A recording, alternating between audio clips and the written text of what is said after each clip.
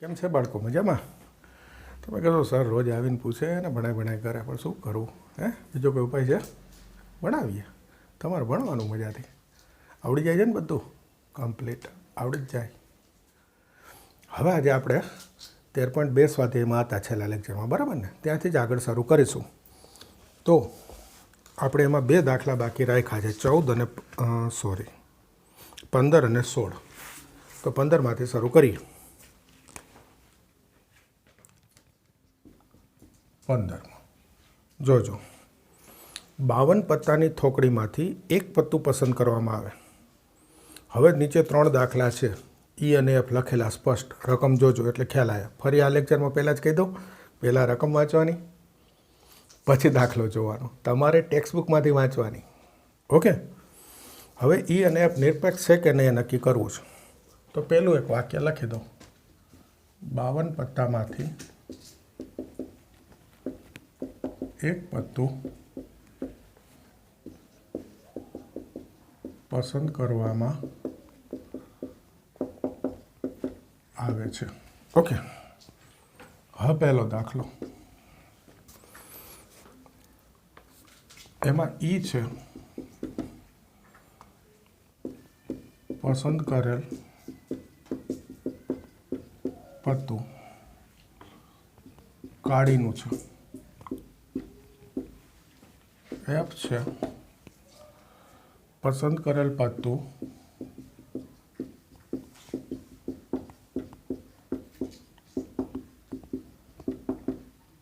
એકો છે. નિરપેક્ષ છે કે નહીં એટલે છેદ બરાબર ગુણાકાર એ ચેક કરવાનો છે. જોજો, પી ઓફ ઈ સમજો, પસંદ કરેલ પત્તું કાળીનું, કાળા રંગનું લખ્યું છે, કાળીનું લખ્યું છે ભાઈ. તો કાળીના પત્તા કેટલા? 13. હવે બોલી દઉં, જુઓ 52 પત્તા, એમાં 2 રંગ હોય, કાળા રંગના 26, લાલ રંગના 26, એટલે 26 રંગ હોય તો 26. બીજું 4 ભાતના પત્તા હોય, ટૂંકમાં 4 પ્રકારના. એને આપણે સામાન્ય રીતે ગુજરાતીમાં બોલીએ છીએ કાળી, ફલ્લઈ, લાલ અને ચોકટ અથવા ચરકટ, જે બોલો એ. ચરકટ સરસ શબ્દ છે. ઓકે, સમજી ગયા ને? તો 4 ભાતના પત્તા હોય, તો 4 ભાતના કેટલા પત્તા થાય? 13 પત્તા થાય. બીજું ચિત્રવાળા પત્તા કહું તો અત્યારે નથી, પણ હોય તો 12, ગુલામ, રાણી, રાજા. આ 12 પત્તા ચિત્રવાળા ગણાય છે. પછી તમને કહે કે રાજા કેટલા? તો કે 4, એકા કેટલા? તો 4, ગુલામ કેટલા? તો કે 4, રાણી કેટલી? 4. આ રીતે 4 પત્તા હોય. તો આ પત્તાની મેં બધી માહિતી આપી દીધી. દાખલામાં નથી એ પણ કહી દીધું. તો અત્યારે ઈ છે પસંદ કરેલ પત્તું કાળીનું, એટલે કાળીના કેટલા? 13. એમાંથી એક, કુલ 52માંથી એક, તો 13 ભાગ્યા 52, 1 ભાગ્યા 4. એફ પસંદ કરેલ પત્તું એકો હોય. હમણાં જ મેં કીધું એકા કેટલા? 4, તો એમાંથી એક, 52 એમાંથી એક, તો આ 4 ભાગ્યા 52, એટલે 1 ભાગ્યા 13. તો પી ઓફ ઈ છેદ એફ. હવે છેદ એટલે આ બે વાક્યનો છેદ કરવાનો છે. તો 2 વાક્ય ભેગા કરો તો છેદ શું આવશે? કાળીનું હોય અને એકો હોય. ટૂંકમાં કાળીનો એકો હોય તો કાળીનો એકો તો એક જ હોય ભાઈ. 1C1 52C1, તો 1 ભાગ્યા 52. આ બેનો છેદ કર્યો. કાળીનું હોય અને એકો હોય તો છેદમાં વાક્ય શું બોલાય? પસંદ કરેલ પત્તું કાળીનો એકો હોય તો કાળીનો એકો એક જ હોય, એટલે 1 ભાગ્યા 52.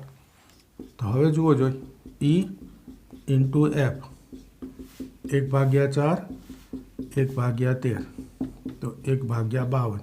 તો આવી ગયું. જુઓ, ઈ છેદ એફ થઈ ગયું. ઈ ઇન્ટુ એફ બરાબર ઈ છેદ એફ. તો પછી ઈ અને એફ નિરપેક્ષ ઘટના છે.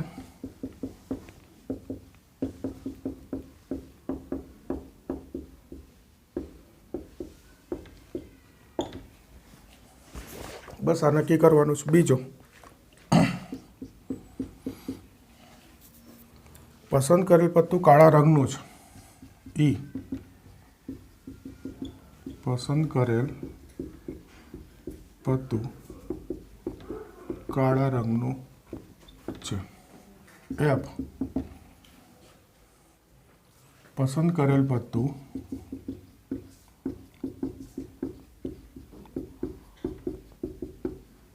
રાજા છે. તો પછી પીઓપી. હવે તમને પત્તાની માહિતી બધી થઈ ગઈ ભાઈ. કાળા રંગના કેટલા 26, એમાંથી એક કુલ 52, એમાંથી એક 26 ભાગ્યા 52 1 ભાગ્યા 2. પી ઓફ એફ રાજા કેટલા 4, 4માંથી એક 52માંથી એક 4 ભાગ્યા 52 1 ભાગ્યા 13. ઈ છેદ એફ આ બે વાક્યનો છેદગણ કરો. કાળા રંગનું હોય અને રાજા હોય, ટૂંકમાં કાળા રંગનો રાજા હોય તો કાળા રંગના રાજા 2, કાળી અને ફલ્લઈ આપણે જે બોલીએ 2 રાજા કાળા રંગના હોય. તો એ 2માંથી એક અને કુલ 52માંથી એક 2 ભાગ્યા 52 1 ભાગ્યા 26. જો જે પી of A P of E into P of F 1 ભાગ્યા 2 1 ભાગ્યા 13 1 ભાગ્યા 26. તો આ ઈ છેદ એફ આવી ગયું ને, ઈ છેદ એફ ઈ ઇન્ટુ એફ. તેથી ઈ અને એફ નિરપેક્ષ ઘટનાઓ છે. હજુ આમાં ત્રીજો છે ભાઈ, એ કરી દેશો તમે જાતે કે કરી દઉં? ચલો ને કરી જ દઉં છું. ચલો આ જોઈ લો, 1 મિનિટ રાખું છું લખવા માટે. જોઈ ગયું? હવે આ ચા દઉં છું પહેલો.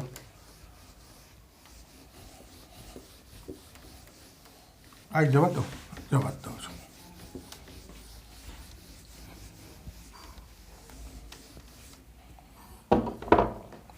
જુઓ ત્રીજો.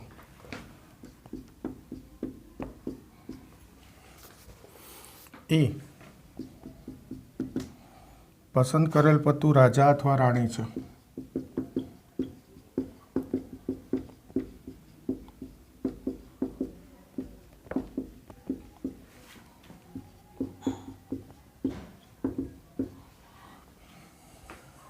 એફ પસંદ કરેલ પત્તું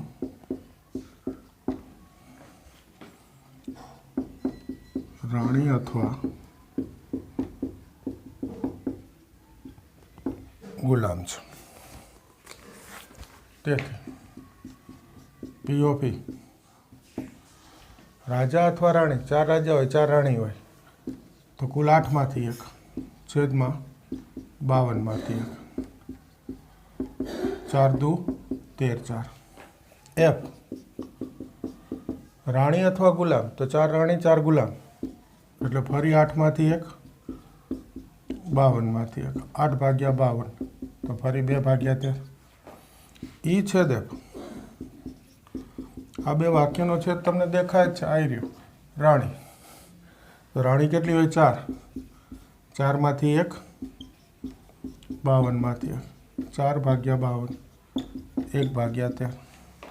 તો આ વખતે જુઓ પી of E into P of F 2 ભાગ્યા 13 ગુણ્યા 2 ભાગ્યા 13 4 ભાગ્યા 169 is not equal to P of E છેદ એફ. એનો અર્થ આન્સર ઈ અને એફ નિરપેક્ષ નથી. બોલો ખ્યાલ આવે? દાખલો સહેલો જ હતો પણ પત્તાની બધી માહિતી આવી જાય ને, એટલે કંઈક બીજી રકમ પૂછે ને આ પત્તાની માહિતી હોય તો આપણને આવડે ને, આ ગણ્યો હોય તો. તમને એવું લાગે આવો થોડો પૂછાય, પણ આ ભલે પૂછાય કે ના પૂછાય, પૂછાય તોય કામ આવે, ના પૂછાય તો પણ પત્તાનો દાખલો કોઈ તાની માહિતી તો ખબર પડી ગઈ ને, આખી રીત ખબર પડી ગઈ એટલે કરવો પડે.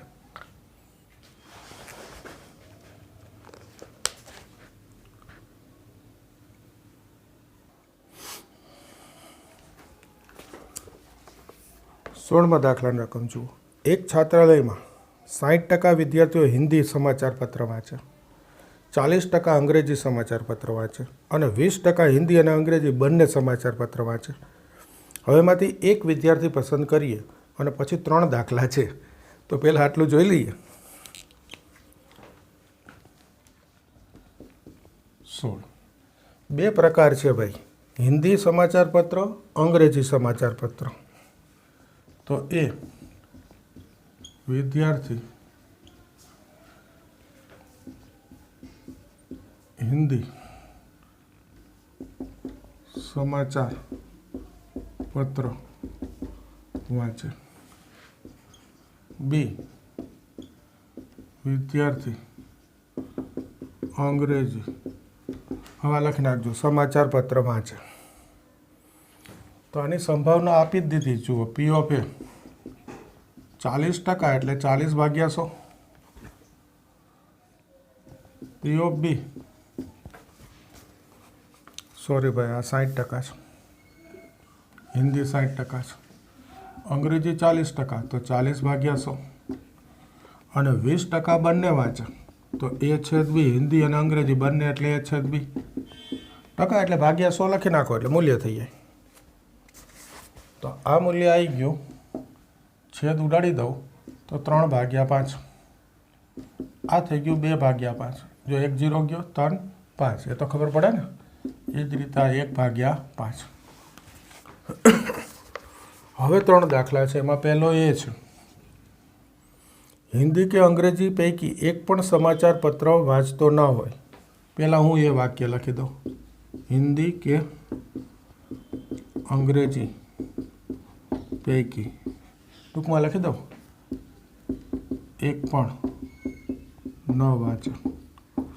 એક પણ વાંચતો ન હોય, હિન્દી કે અંગ્રેજી વાંચે, હિન્દી અથવા કે એટલે અથવા, તો એ યોગ બી. એક પણ નહીં.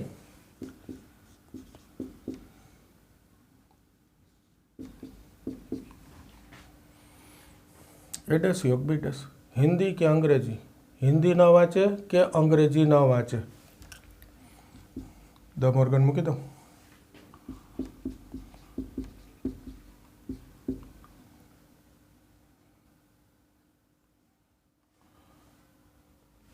નહીં હો ભાઈ, આ થાય એ યોગ બીનો ડેશ. એક જ મિનિટ. હિન્દી કે અંગ્રેજી પૈકી એક પણ ન વાંચે. બેમાંથી એક વાંચે તો એ યોગ બી. એક પણ ન વાંચે તો એ ડેશ છેદ બી ડેશ. બંને નથી વાંચતો ભાઈ, એક પણ નહીં. તો આ થાય એ યોગ બી. એક જ મિનિટ, હું ભૂલી ગયો ભાઈ. આ એ યોગ બીનો ડેશ થાય.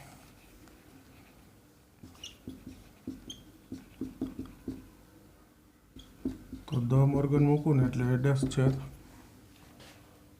ન મૂકાય ને ધ મોર્ગન.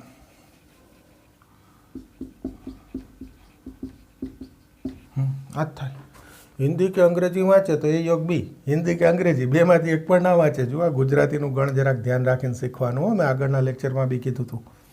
તો એ યોગ બીનો ડેશ, જેનો ડેશ કરવું એને એકમાંથી બાદ કરો. અહીંયા સૂત્ર મૂકી દો, 1 - A + B - A છેદ B. 1 - A એટલે 3/5, B એટલે 2/5, A છેદ B 1/5. આ 5 × 7 ને 2 5 - 1 4. 5 - 4. હવે આ વાક્યમાં કન્ફ્યુઝન થયું એટલે જરાક જવાબ જોઈ લો. બીજું શું થાય? 13.2નો 16મો એનો પહેલો. એક જ મિનિટ હો ભાઈ. 13.2 એનો 16મો પહેલો, 1/5 સાચું આવી ગયું. ટૂંકમાં જુઓ, હિન્દી કે અંગ્રેજી બેમાંથી એક વાંચે. આપણે કીધું તો ઓછામાં ઓછું એક એટલે એનો યોગ. તો એક પણ નહીં એટલે યોગનો ડેશ. આ જરા ધ્યાનમાં રાખજો. બીજું એટલે બી. આન્સર લખજો, હિન્દી કે અંગ્રેજી પૈકી એક પણ સમાચાર પત્ર ન વાંચે તેની સંભાવના 1/5 છે. બીજું, હિન્દી વાંચતું હોય તો તે અંગ્રેજી વાંચે.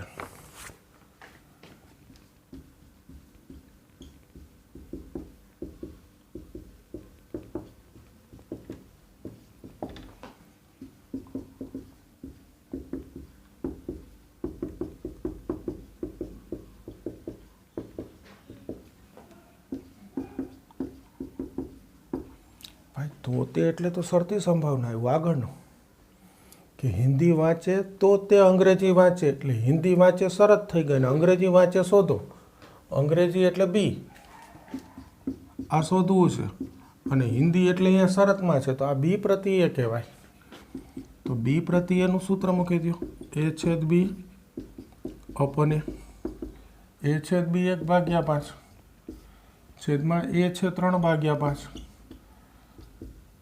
તો આ થઈ ગયું 1/3 છેદના 5 તો ગયા. આ નવ એવો દાખલો. ત્રીજો, તે અંગ્રેજી વાંચતો હોય તો તે હિન્દી વાંચે. આનું ઊંધું થયું ભાઈ.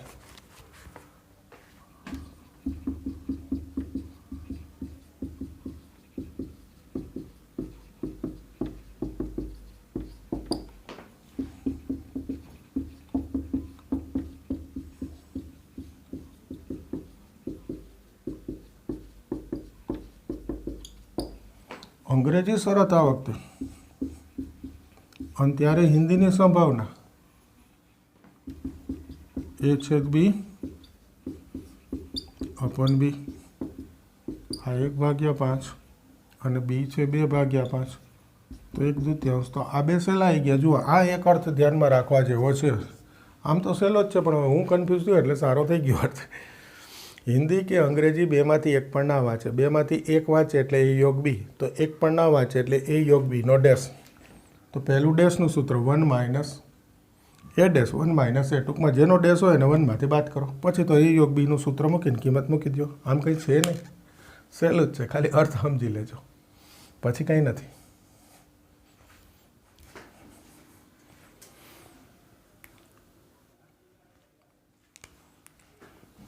ઓકે, જુઓ ઉદાહરણ 13. ઈ અને એફ નિરપેક્ષ ઘટના હોય તો ઈ અને એફ ડેશ પણ નિરપેક્ષ એમ સાબિત કરો. ઈ અને એફ નિરપેક્ષ ઘટનાઓ છે. આ રકમમાં આપ્યું છે. ઈ અને એફ ડેશ નિરપેક્ષ સાબિત કરવા છે તો ઈ છેદ એફ ડેશ બરાબર પી of E into P of F dash સાબિત કરવું છે. ચોપડીમાં જુદી રીત છે, હું જુદી કરાવું છું. એમાં વેન આકૃતિ પરથી છે, હું નિયમ પરથી કરાવું છું. જોજો, આ ઈ હોય એને હું ઈ છેદ એસ લખી શકું. એસ એટલે નિદર્શાકાશ. આ ઈ એફ બધી નિદર્શાકાશની ઘટનાઓ છે, સાર્વત્રિક ગણ છે, એની સાથે કોઈ પણ ગણનો છેદ ગણ એટલે આવે. હવે જોજો, ઈ છેદ આ એસના બદલે એફ યોગ એફ ડેશ લખાય. યાદ કરો ગણનો નિયમ, એફ યોગ એફ ડેશ, એ યોગ એ ડેશ બરાબર યુ. તો અહીંયા એફ યોગ એફ ડેશ બરાબર એસ. કોઈ પણ ઘટના એની પૂરક ઘટના બેનો યોગ કરવું એટલે શું આવી જાય? એસ આવી જાય ને. એટલે આમ કહું આ વિભાજનનો નિયમ ઈ છેદ એફ યોગ ઈ છેદ એફ ડેશ આ ઈ બરાબર. તેથી પી ઓફ ઈ બરાબર પી ઓફ ઈ છેદ એફ યોગ ઈ છેદ એફ ડેશ થશે. હવે આ બે પરસ્પર નિવારક હોય, કારણ કે આ એફ છે ને આ એફ ડેશ એ નિવારક હોય તો એનો ઈ સાથેનો છેદગણ પણ પરસ્પર નિવારક થાય. તો નિવારક હોય તો આ ઈ છેદ એફ પ્લસ ઈ છેદ એફ ડેશ લખી શકાય. ઈ બરાબર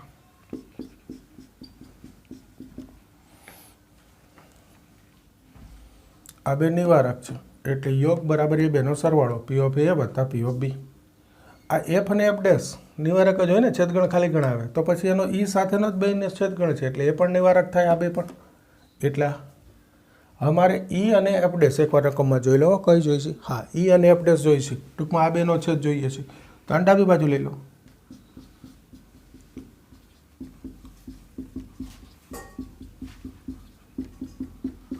થઈ ગયું. આ તો જોઈએ છે.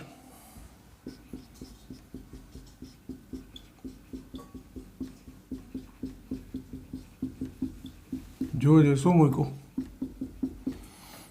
ઈ છેદ એફ બરાબર ઈ ઇન્ટુ એફ, કારણ આવી રહ્યું ઈ અને એફ નિરપેક્ષ રકમમાં આપ્યું છે. હવે જુઓ આ પી ઓફ ઈ કોમન લઈ લો, આ કોમન, તો બાજુમાં શું આવશે 1 માઇનસ પી ઓફ એફ.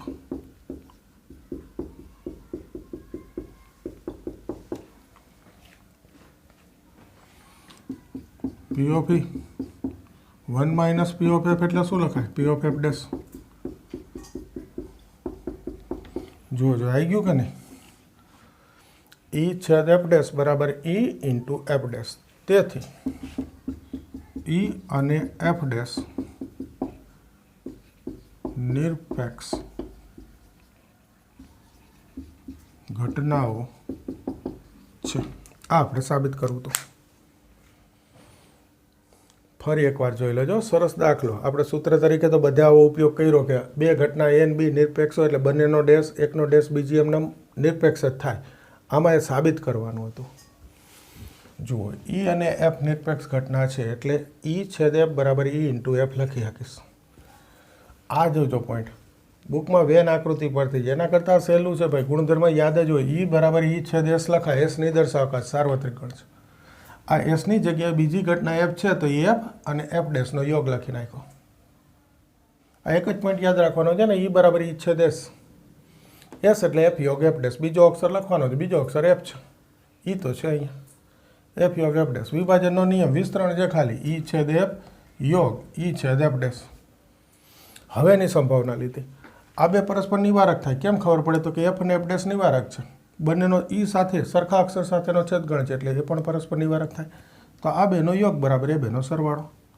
પછી તો આ ડાબી બાજુ આ નિવારક છે, સોરી નિરપેક્ષ છે એમ કીધું છે, તો પી of E into P of F નિરપેક્ષ ઉપરથી મૂકી દીધું, રકમ ઉપરથી. આ પી ઓફ ઈ કોમન લઈ લીધા, 1 minus P of F, 1 minus P of F એટલે પી ઓફ એફ ડેશ, સૂત્ર મૂકી દીધું, થઈ ગયું નિરપેક્ષ સાબિત. સરસ દાખલો.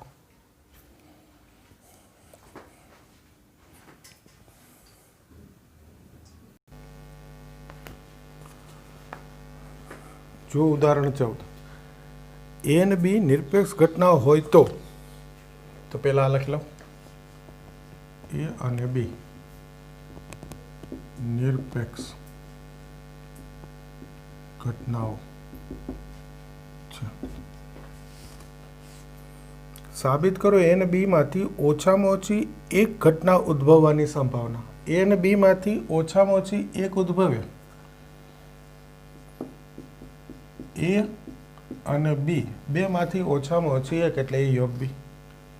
તો જુઓ જાણે 1 માઇનસ એ યોગ બીનો ડેશ લખાય,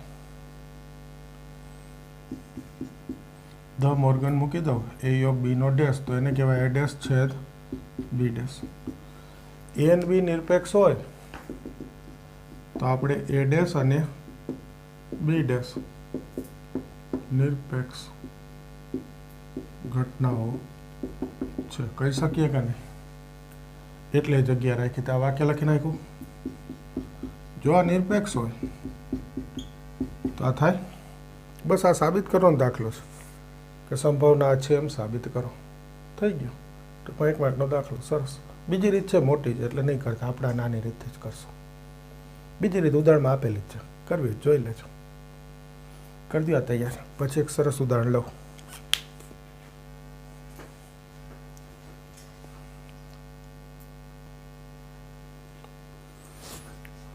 ઉદાહરણ 36 એક એકદમ સરસ દાખલો, ખાસ તૈયાર કરેલો હોય તો જ પેપરમાં થાય.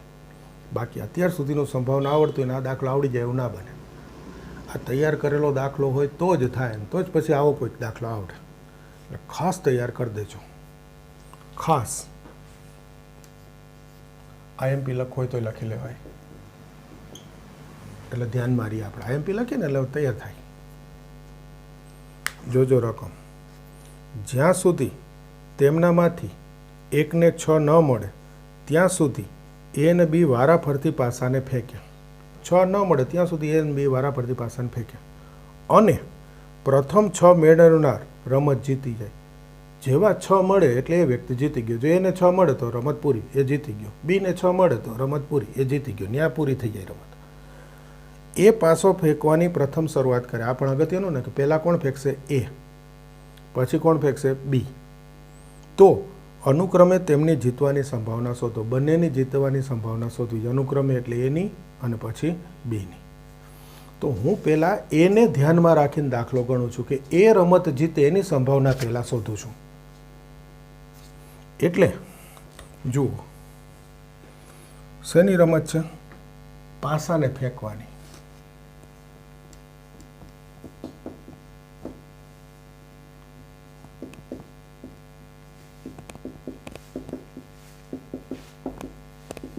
એટલે એસ તો 1 થી 6 થઈ ગયો. ઉદાહરણમાં નથી લખ્યું, હું નથી લખતો. 6 મળે એ જીતે છે. અક્ષર ઉદાહરણના રાખું છું. એસ અને એફ. એ અને બી નથી રાખતો, નહીંતર એ બી એ રાખી શકાય, પણ ઉદાહરણના જ રાખું. એસ 6 મળે તે ઘટના. એફ 6 ન મળે તે ઘટના. એસ અને એફ શું કામ છે ખબર? એસ એટલે સક્સેસ, સફળતા. એફ એટલે ફેલિયર, નિષ્ફળતા. એટલે એસ અને એફ રાખ્યા છે. નિદર્શાકાશ નથી. એસ એટલે સફળતા, એફ એટલે નિષ્ફળતા. તો આપણે એ જ અક્ષર રાખીએ છીએ. સફળતા એટલે 6 મળે, નિષ્ફળતા એટલે 6 ના મળે. તો જુઓ જોઈએ, પી ઓફ એસ 6 મળે એવો ઘટક તો એક જ હોય ને, અને પાસો ફેંકી એટલે કુલ 6. અને પી ઓફ એફ નિષ્ફળતા, બાકીના 5 એ 5 નિષ્ફળ કહેવાય. 6 સિવાયના 1 2 3 4 5 મળે એટલે 5 કુલ 6. તો આ તો સમજાય 1/6 5/6. 6 મળે એની સંભાવના 1/6. 6 ન મળે એની 5/6. હવે જોજો, એ પાસો ફેંકવાની શરૂઆત કરે તો હું પહેલાં એ જીતે એની સંભાવના શોધવી હોય તો પ્રથમ પ્રયત્ન એ જીતે. પહેલા જ પ્રયત્નમાં એ જીતી જાય. એ પાસો ફેંકવાની શરૂઆત કરે તો એનો અર્થ એને 6 મળી ગયા. પણ જોજો, દાખલો સરસ એટલે છે, પ્રથમ પ્રયત્ન એ ન જીતે એટલે કે એને 6 ના મળે તો બીજા પ્રયત્ન બી ફેંકે ન જીતે તો ને એ ન કરતો. અને બીજા પ્રયત્ન બી ન જીતે એટલે કે બીજો પ્રયત્ન બી કરે, એ પાસો ફેંકે, બી પાસો ફેંકે છે, એને 6 ના મળે તો હવે પાછો એનો વારો આવે. તો ત્રીજા પ્રયત્ન એ જીતે. આવું બની શકે ને? હું ખાલી એને ધ્યાનમાં રાખીને કરું છું. ધારો કે એને પહેલા પ્રયત્ન ન મળ્યો તો પાછો વારો એને જીતવું હોય તો ક્યારે આવે? તો કે બીને પણ ના મળે 6. તો ને અહીંયા ત્યારે લખી નાખું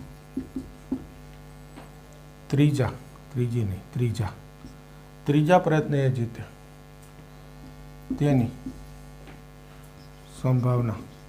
હવે આ ગુજરાતીમાં વાક્ય જ જવા દીધું, આખી સમજૂતી લખી એટલે. હા, આનો સંકેત લખવો હોય તો થાય. જુઓ, પહેલો એફ, બીજો એફ નિષ્ફળ, એ નિષ્ફળ, બી નિષ્ફળ, અને ત્રીજો એસ. ત્રીજા પ્રયત્ન સફળ થાય. આ છેદ ના લખું તો ચાલે, અહીંયા છેદ ના લખું તો એફ એફ એસ ટેક્સ્ટબુકમાં એવું લખ્યું છે, પણ હું લખીશ છેદ. આ બધી નિરપેક્ષ ઘટના જ હોય ભાઈ. દરેક પ્રયત્ન સ્વતંત્ર છે. તો આ થઈ ગયો 5/6 ગુણ્યા 5/6 ગુણ્યા 1/6. આનો ગુણાકાર નહીં લખું, હું આ નામ લખીશ 5/6 વર્ગ ગુણ્યા 1/6. હવે સમજો, હવે ચોપડીની જરૂર નથી, રકમ આવી ગઈ.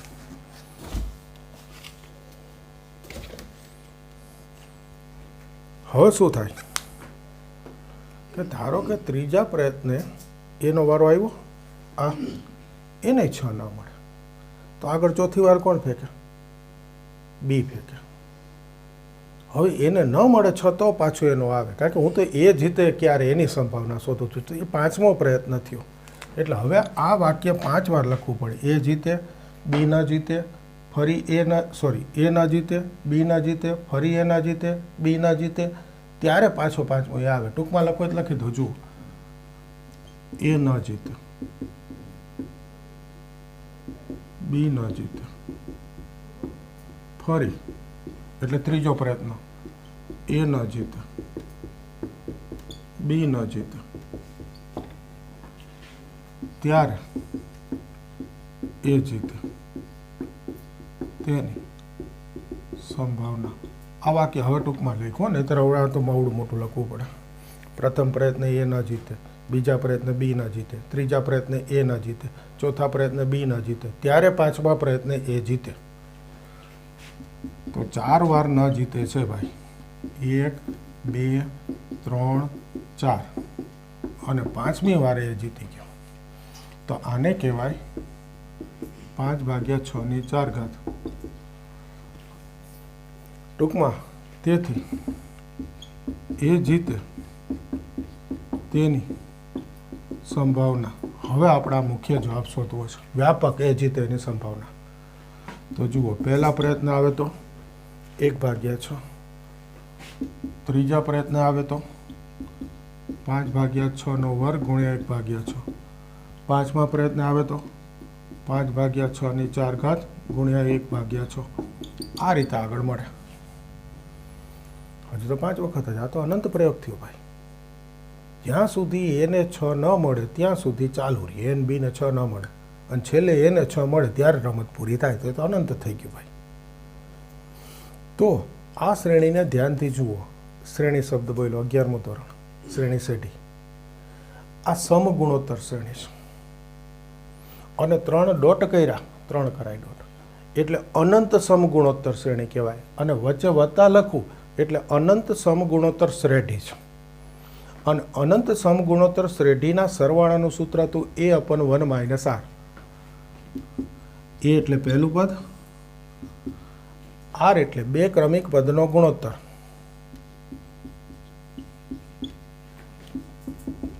કારણમાં બધું લખી દો. અનંત સમગુણોત્તર શ્રેઢીનો સરવાળો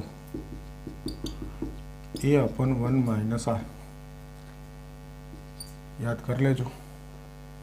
એ એટલે પહેલું પદ, r એટલે 2 ક્રમિક પદનો ગુણોત્તર. આ બીજું ભાગ્યા પહેલું અથવા ત્રીજું ભાગ્યા બીજું કરો. આ 1/6 ઉડી ગયા, 5/6 વર્ગ બચે.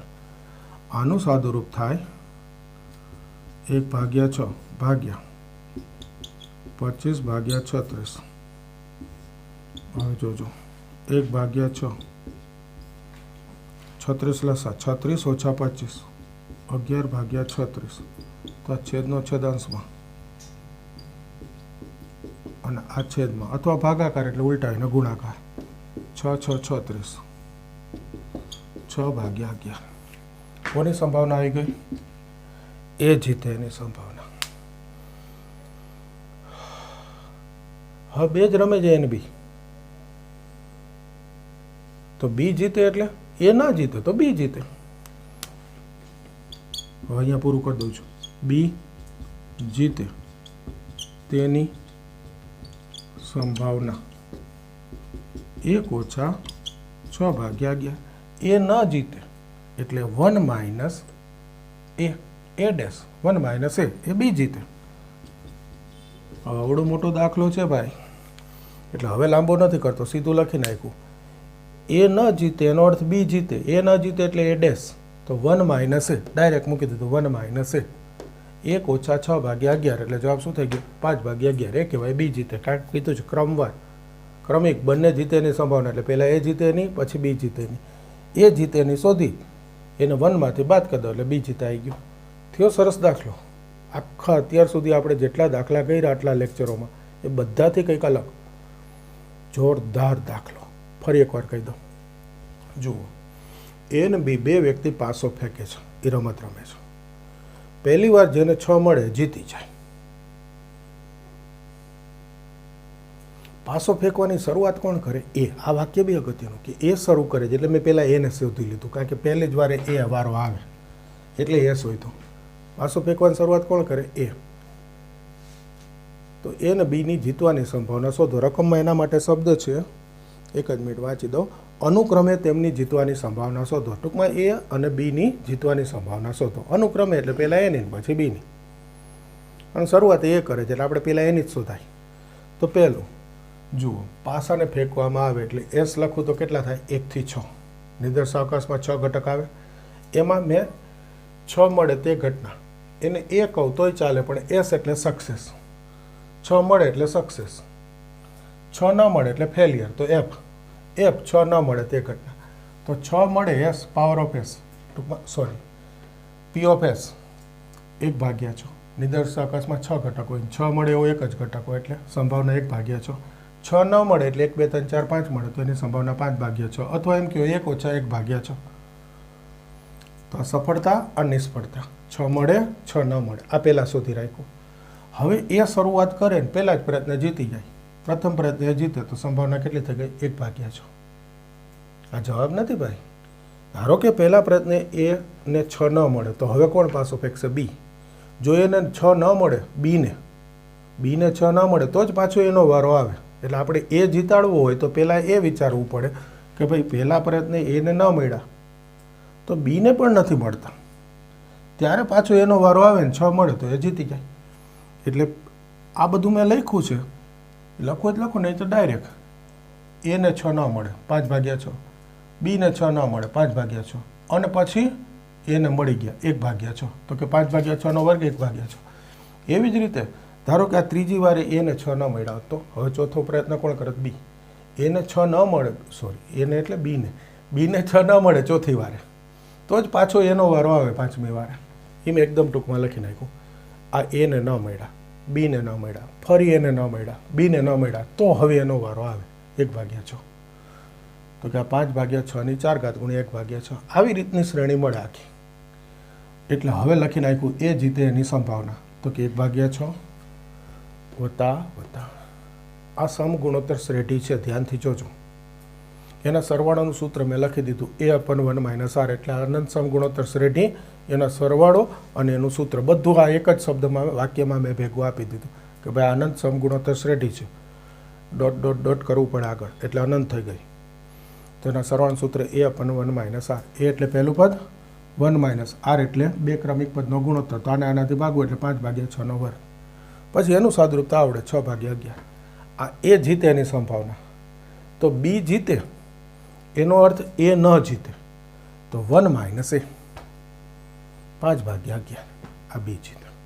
છેલ્લા આન્સરમાં લખી નાખજો હજુ. તેથી ક્રમવાર જીતવાની સંભાવના એ અને બીની ક્રમવાર જીતવાની સંભાવના 6/11 અને 5/11 છે. એકદમ સરસ દાખલો. અત્યારે ને અત્યારે તૈયાર કરીને મોઢે લખી નાખવાનો, એટલે કાયમી ફિક્સ થઈ જાય. 100% પૂછવાની શક્યતાવાળો દાખલો. બરાબર છે.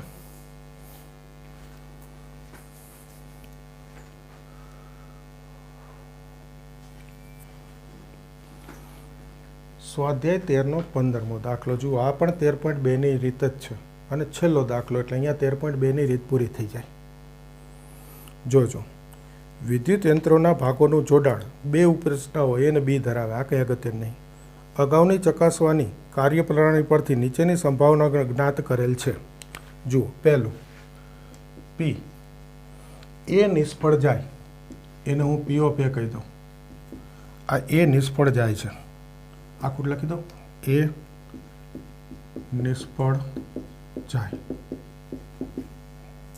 પોઈન્ટ 2. હવે આ જોજો, આને હું પી ઓફ એ કહી દઉં છું. ટૂંકમાં નિષ્ફળ જાય ને એ કીધું. બી નહીં, અહીંયા ફક્ત બી લખ્યું છું.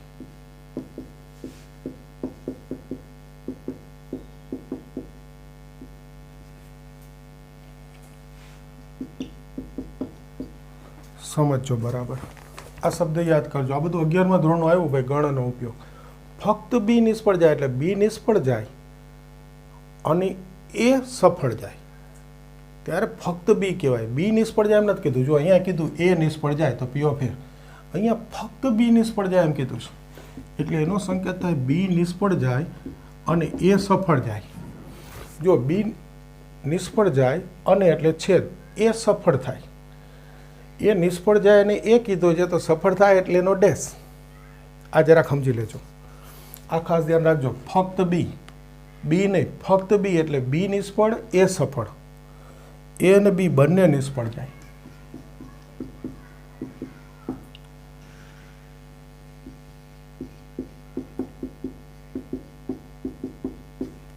એક જ મિનિટ. એ સફળ અને બી નિષ્ફળ. આ તો આવો અર્થ થયો ભાઈ.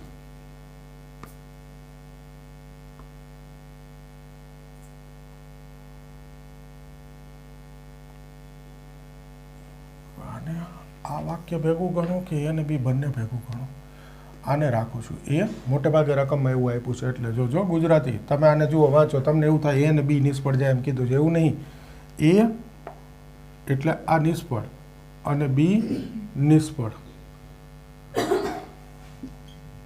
તો આ એ છેદ બી કહેવાય. કેટલી આપી સંભાવના? 0.15.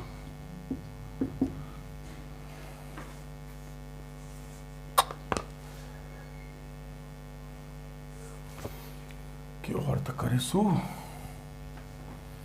એ અને બી નિષ્ફળ જાય. જુઓ, એ બી નિષ્ફળ જાય તો એ છેદ બી જ કહેવાય.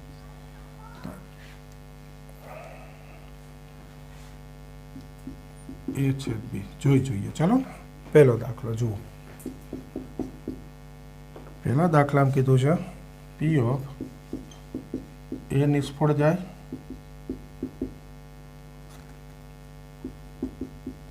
પ્રતિ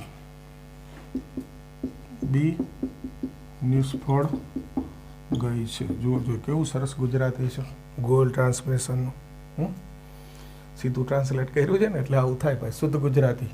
એ નિષ્ફળ જાય, બી નિષ્ફળ ગઈ છે તો પી ઓફ એ પ્રતિ બી કીધું. ઓકે. તો એ પ્રતિ બી નું સૂત્ર શું થાય? એ છેદ બી અપન બી. જો આ એ છેદ બી હોય તો 0.15. હમણાં ખબર પડશે આ બરાબર છે કે નહીં. અપન બી. બી તો નહીં ભાઈ આપણી પાસે. તો જો પહેલાં તમારે આ કરવું પડશે. હું આ ગુજરાતીમાં અટવાઈ ગયો. બી છે દેટ ઇઝ આપ્યું છે એનું સૂત્ર મૂકીએ. બી માઇનસ એ છેદ બી. પછી ગોઠવી દો દાખલો. અત્યારે દેખાય છે બોર્ડ ઉપર. બી છે દેટ ઇઝ 0.15. બી માઇનસ એ છેદ બી 0.15. તો પી ઓફ બી આ બાજુ 0.15 0.30. એટલે આ 0.30 મૂકો. 15 દુ 30. 1/2. ચેક કરીએ એટલે ખબર. સ્વાધ્યાય 13 15નો પહેલો. સ્વાધ્યાય 13 15નો પહેલો 0.5 સાચો છે. 1/2 એટલે 0.5. જવાબ આપ્યો છે 0.5. ઓકે ચલો થઈ ગયું. તો એનો અર્થ એવો થયો. જુઓ હવે ફરીથી એકવાર કહી દઉં. એ નિષ્ફળ જાય 0.2 એને મેં એ કહી દીધો. ફક્ત બી નિષ્ફળ જાય એટલે બી નિષ્ફળ જાય અને એ સફળ થાય. ફક્ત બીનો અર્થ. ફક્ત એ કહું તો એ નિષ્ફળ બી સફળ. ફક્ત બી એટલે બી નિષ્ફળ એ સફળ. તો નિષ્ફળને આપણે બી કહું. એ નિષ્ફળને એ કીધો છે તો સફળને એ ડેશ. એટલે આ બી છે તે ડેશ છે. અહીંયા એવો અર્થ લેવાનો છે એ અને બી બંને નિષ્ફળ જાય. ભેગો અર્થ લેવાનો છે. એ અને બી નિષ્ફળ જાય એટલે પી ઓફ એ છેદ બી 0.15 આપ્યું છે. તો મારે પહેલાં બી છેદ એ ડેશનું સૂત્ર મૂકવું પડે. પહેલાં આ લેવું પડે. P of B minus P of A છેદ બી. આ કિંમત મૂકી 0.15. આ કિંમત મૂકી 0.15. પી ઓફ બી મળી ગયા. હવે આ મળે એ નિષ્ફળ જાય પ્રતિ બી નિષ્ફળ ગઈ છે એટલે એ પ્રતિ બી. તો એ છેદ બી ભાગ્યા બી. આ બી શોધેલો હોય તો મૂકી શકું ને. એ છેદ બી તો આપ્યો 0.15 0.30 1/2 એટલે 0.5. હજુ બીજો છો. એ એકલી નિષ્ફળ જાય. એ એકલી નિષ્ફળ જાય છે ને ભાઈ. સરસ ગુજરાતી.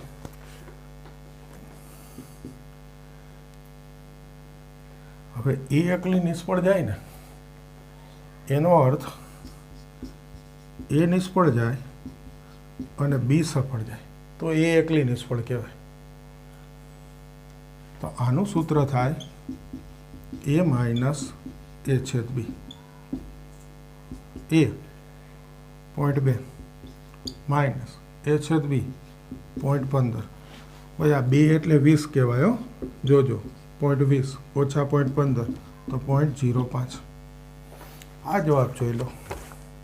15નો બીજો સાચો છે. ચલો પૂરું થયું. જો ભાઈ હું શું કામ કન્ફ્યુઝ થઈ જાઉં છું એ બી તમને કહી દઉં. આ જે ગુજરાતી છે ને એ આ નવી બુક આવી ને એમાં સીધું પેલું અંગ્રેજીનું ટ્રાન્સલેશન કર્યું છે ગૂગલ ઉપર, એટલે બહુ શુદ્ધ ગુજરાતી થઈ ગયું. આ એ એકલી નિષ્ફળ જાય. ઘણીવાર આ એ જુદું આપે છે અને પછી જુદું આપે છે, એટલે થોડું કન્ફ્યુઝન છે. એટલે વાંચજો બરાબર ગુજરાતી અને તૈયાર કરજો, નહીં તો ગુજરાતીને કારણે દાખલો જશે. બીજું કોઈ કે આ દાખલો કેન્સલ છે તો કેવી રીતે માનું? એક્ઝેક્ટ 13.2નો દાખલો છે. 13.2 હોય તો આ હોય જ ને ભાઈ, એટલે કરી દેવાનું તૈયાર હો, બહુ વિચારવાનું નહીં. જોજો એ નિષ્ફળ જાય P of A 0.2, ફક્ત B નિષ્ફળ જાય એટલે B નિષ્ફળ જાય અને A સફળ જાય તો B છેદ A ડેશ.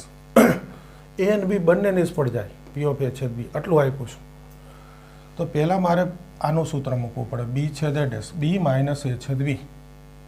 કિંમત મૂકો એટલે B આવી ગયો. હવે આ શું થાય? A નિષ્ફળ B નિષ્ફળ એટલે A પ્રતિ B, A છેદ B અપન B. પછી સૂત્રમાં કિંમત મૂકો એટલે થઈ ગયું.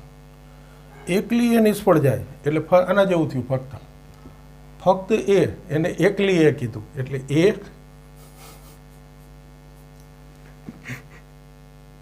એકલી એ એટલે એ નિષ્ફળ અને બી સફળ તો એ છેદ બી ડેશ. ફરી એનું સૂત્ર એ માઇનસ એ છેદ બી, પછી કિંમત મૂકો એ છેદ બી એટલે જવાબ આવી ગયો છે ભાઈ ગુજરાતી. તો અહીંયા આપણું 13.2નો ટોપિક પૂરો થાય છે. નવા ટોપિકથી નવા લેક્ચરમાં કરીશું. આટલું સરસ તૈયાર કરી દો. મળીએ નવા લેક્ચરમાં.